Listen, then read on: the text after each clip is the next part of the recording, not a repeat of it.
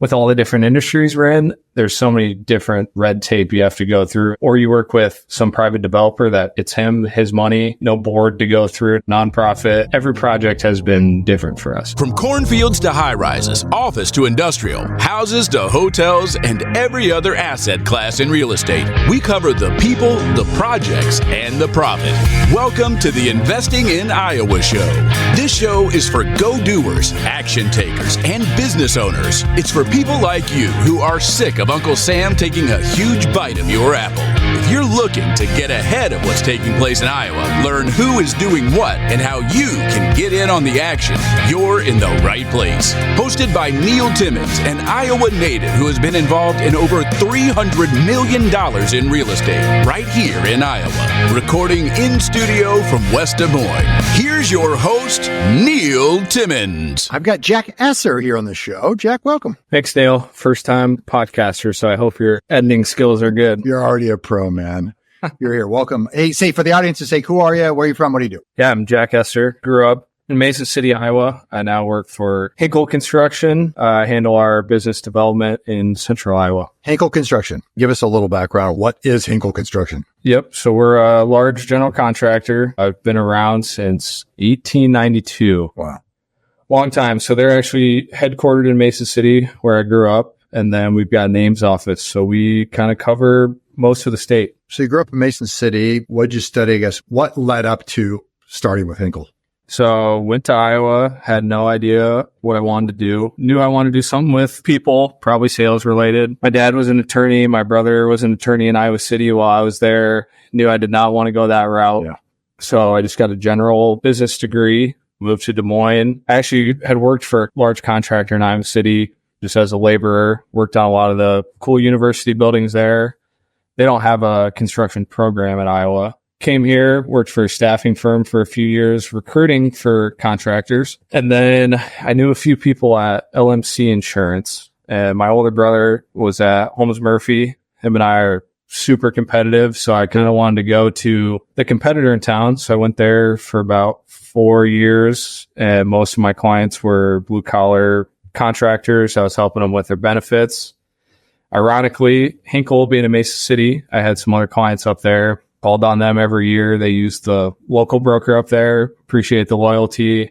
About 3 years ago, they gave me a call and kind of flipped it on me and said, hey, we know you're down in Des Moines. We've got this central Iowa office.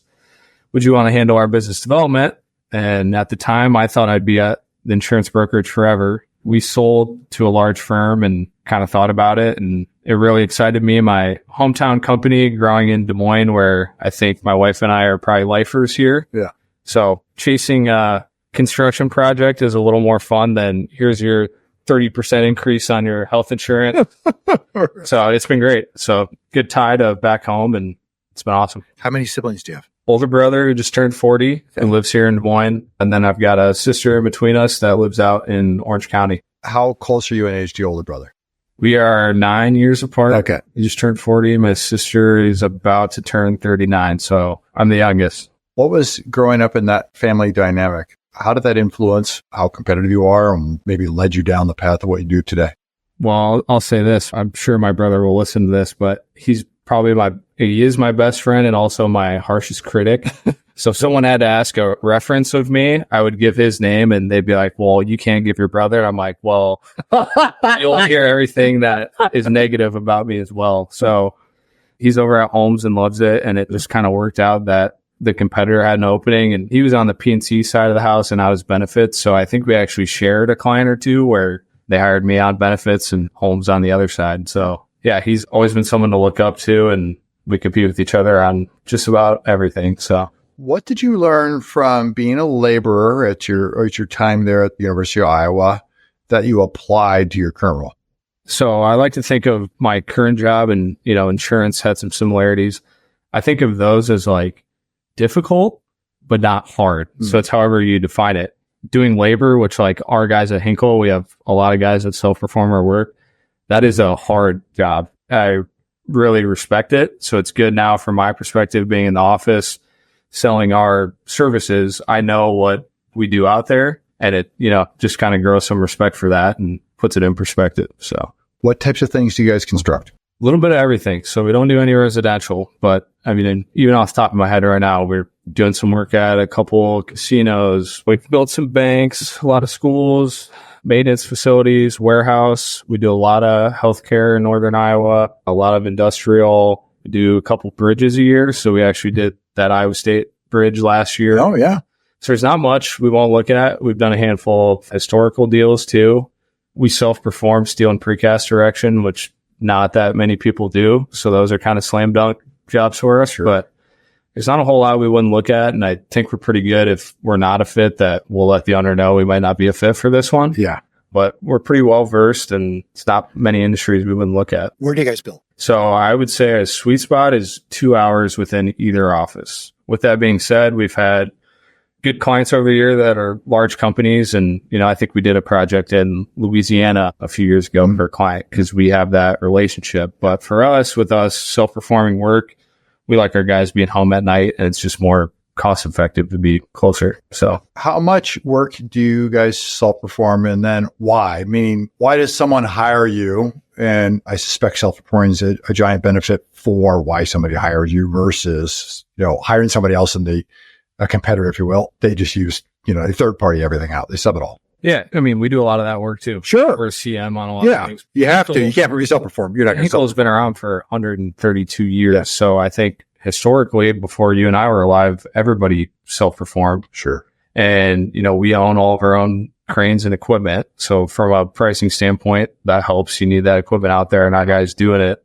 But the self-perform aspect, we'll do steel and precast erection. We'll do some of our own demo, concrete, doors and hardware. And then we've got a handful of carpenters too. So any job that includes those aspects of it are beneficial. I mean, from a pricing, a scheduling, quality, it's our own guys doing it. You're not waiting on a sub or dealing with their pricing. It's our guys. Yep. So those jobs have been slam dunks for us. Yeah. Are you mainly doing owner-user construction jobs, or is it a number of investors putting up, either spec buildings or I guess custom buildings for their own clients? So we've got some of that. We're doing some of that right now. A lot of it though is we've got a pretty good split of public and private.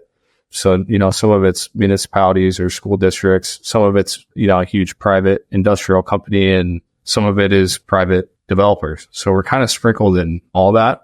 Just kind of depends who's building and what they're building, or if timeline works out and if for a fit. Hey, Iowa investors, this is Ava Baukamp, Chief of Staff at Legacy Impact Investors. Have you thought about adding real estate to your portfolio but don't have the time or desire to play landlord? At Legacy Impact Investors, we do the heavy lifting. Our team finds the deals, manages the properties, and handles all the day-to-day operations. Our select group of qualified investors co-invest with us, gaining ownership equity without opening a tenant email or responding to a maintenance call. They just share in the income, appreciation, and tax benefits. These opportunities aren't for everyone. They are for qualified, accredited investors only. If you want to learn more, please visit legacyimpactinvestors.com to apply. Okay, construction's coming to a halt. This is what I hear a lot, is that 24, everybody's going to run out the clock on what's in the pipeline, and 25, there's like nothing. What I mean, nothing, meaning a mere fraction compared to 24, and certainly a mere fraction compared to 23.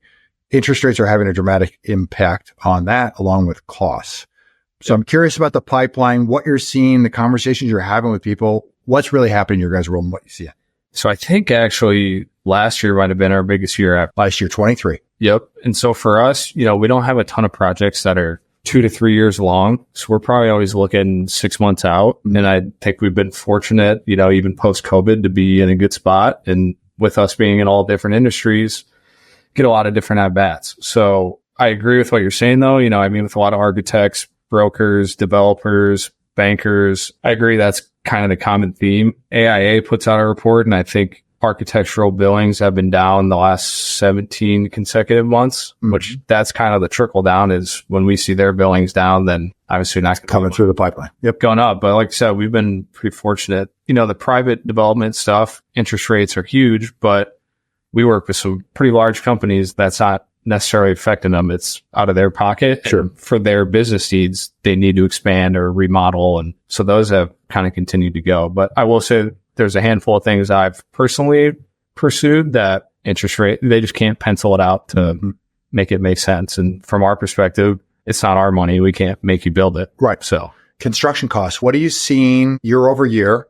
And then where do you see things going in the next, 1 to 3 years? So I'm probably not the most qualified to speak on this. We've got a whole pre-con team. That's all they do, and they're a master of it. But from talking to them, I think, COVID prices were up. It feels like they've leveled off. They're never going to go back to pre-COVID pricing, but from talking internally, it seems like it's kind of leveled off, and it is what it is now. The hardest part about dealing with an owner and I guess taking a project start to finish, including planning it with somebody who was an owner user, all the way to actually, you hand it over the keys. Yep. So I'm heavily involved in the front end. I'm the one trying to, find the deal and make sure that Henkel is well suited to have a chance to build it. After that, we've got a great team with a lot of experience that I'm kind of handing it off at that point. But, in any industry, any project, stuff's going to come up. And I think the guys at Henkel do a great job of when that stuff comes up, we're sitting at the table, the same side with you, trying to figure out how to get past this and make it work. And with all the different industries we're in, there's so many different, red tape you have to go through. Or you work with some private developer that it's him, his money, no board to go through, no nonprofit. So every project has been different for us, I think. The hottest industry. So all the sectors that you're involved in, which one's most active now? And then which one is least active? Okay. Most active. I feel like we've always got a handful of industrial jobs going, not necessarily a brand new facility. Because you don't just go vertical. I mean, you'll go in. So we kind of like the dirty jobs. We self-perform demos. So you want to gut a building and redo it, we'll do it. We're looking at a few things right now that are $20 million, but they're only adding on 20% of the building. Sure. 80 of it's being gutted. Yeah. And we work with a lot of healthcare where they got to remain operational the whole time. So there's been a handful of big medical jobs upcoming that we're on a list for that I don't necessarily want to disclose because nothing's been decided, but those couple big jobs there. We pursued some ag jobs recently, but I feel like that's kind of taken a downturn. Mm-hmm. Done a handful of churches now have kind of popped up. Schools always seem to have something going on. Handful of banks over the last few years. So it's just kind of hit or miss. And, it depends on the client. It's hard to know, you can look at industry, but how do you know that ABC business is doing well and needs to grow? Sure. Because someone else, their competitor, might be having an awful year and has no money to expand. If you're a house flipper, execute the burst strategy or do double closings and are in need of money, Little Guy Loans is your go-to lender here in the Des Moines area. Time is money. Loan approvals in 24 hours. Closings in 5 days. Little Guy Loans was founded by Neil Timmins, an investor just like you. Since he has been in over 10,000 homes in Des Moines, there's never an appraisal. Houses, multifamily, and commercial property loans up to $1 million. Check out www.littleguyloans.com. You get to see a lot of things in your world, given the fact that you're not just into a singular industry. You just don't build X, right? Right. You get to see a lot of what takes place. And imagine that versatility in what you've done in the past, certainly from the insurance company, talking to so many contractors and seeing a variety of contractors has helped you in talking to the variety of business owners and people with different needs and wants in what you do today. I've kind of had an interesting career path, but they've all overlapped in one way. And you're from Iowa. It's a small state and it's all, relationship based, and people want to work with good people that care about them. And, they're not doing it to just make a buck. And that's kind of how I was willing to even take the call from Henkel. Growing up there, I knew they had a great reputation and do things the right way. So taking a little bit from each job, that's something my dad had always told me too. No matter what you're doing, you might not be there forever, but get something out of it. And both my previous employers made lifelong friends out of it, great experiences, took some from each of it, stay in touch with them. And now I've been using it towards Henkel. There's a lot of overlap. I'm not talking about insurance anymore, but it's still some of the same contacts I had. And they know that I'd try to do things the right way for them. For you, why Iowa? You could sell anywhere if you so choose. Why here? It's a good question. I think right after college, my sister was already out in Orange County, and I was kind of thinking maybe I'd just go somewhere for a few years, but thought about it. And I don't know. I love Iowa. Obviously grew up here, went to Iowa, family's here. My brother lives 5 minutes from me and has 4 little kids. My wife teaches in Waukee and loves it. She wants to stay in Iowa. Up until a few years ago, I had grandparents up in Mesa City. Parents are still there, quick 2-hour drive. You can fly anywhere. It's great. I don't see myself ever leaving. So, Jack, you ready for the final 3 questions? I suppose. If you had one piece of advice for your 20-year-old self, what would it be?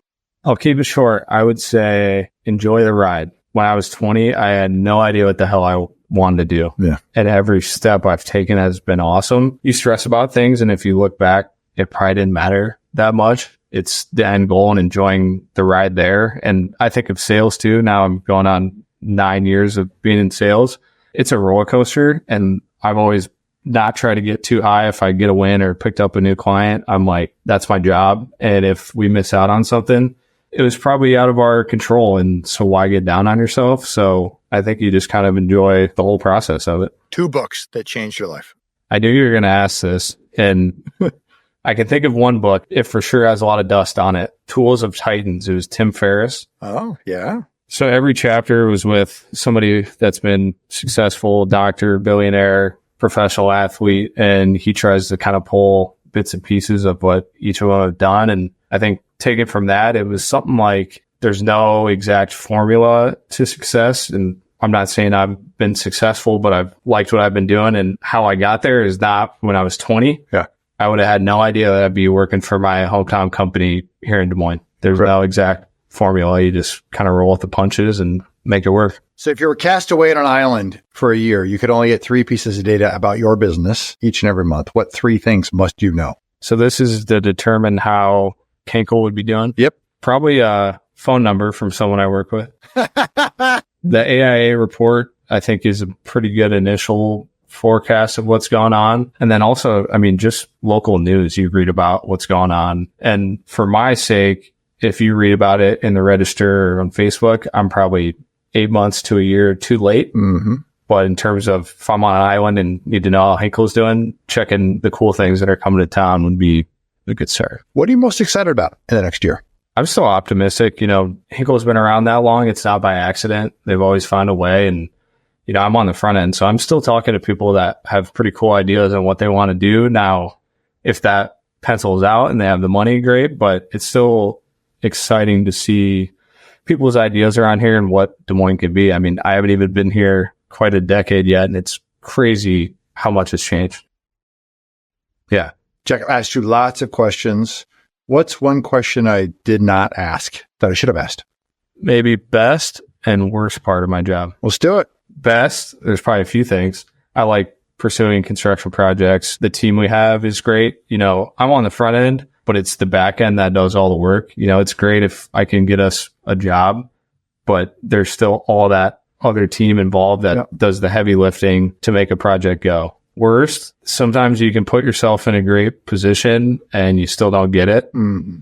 And like I mentioned earlier, I can't make someone go spend $15 million to build something. I can try to make sure that we're in a good position if and when it happens. But that's why I try not to ride the roller coaster, because some of it's out of our control. You know, there's relationships that might have been there long before us. So all we hope for is a seat at the table on that back, because I think we'd put ourselves up against anybody. For people who want to find you, they want to follow you, they want to connect with you, where can they go? What should they do? So henkelconstruction.com. We actually just redid our website. I believe my cell phone number is on the website because I get a lot of spam calls. So if you need to find me, you can easily find my cell on there. Otherwise, I'm on LinkedIn and the works. So otherwise, I'm out and about all the time. So perfect. Links are below in the show notes, everybody. Jack, I appreciate you being here. Thanks for having me. That was awesome. Thanks for listening. If you're enjoying the show, may I ask a favor of you? Naturally, subscribe so you never miss an episode. But would you rate and leave an honest written review on Apple Podcasts? It does a lot for us here at the show, and I appreciate reading your thoughts. Great guests make for a great show. If you know of another Iowan who would be a great guest, or you yourself have interest in being a guest, well, get on our radar. Visit Investing in Iowa to fill out an application or recommend a guest. And if you want to connect with me one-on-one, go to LegacyImpactInvestors.com. Click on the Invest With Us button in the top right corner, and there you can pick a time for the two of us to get on the calendar and connect. Until next time, keep investing in Iowa.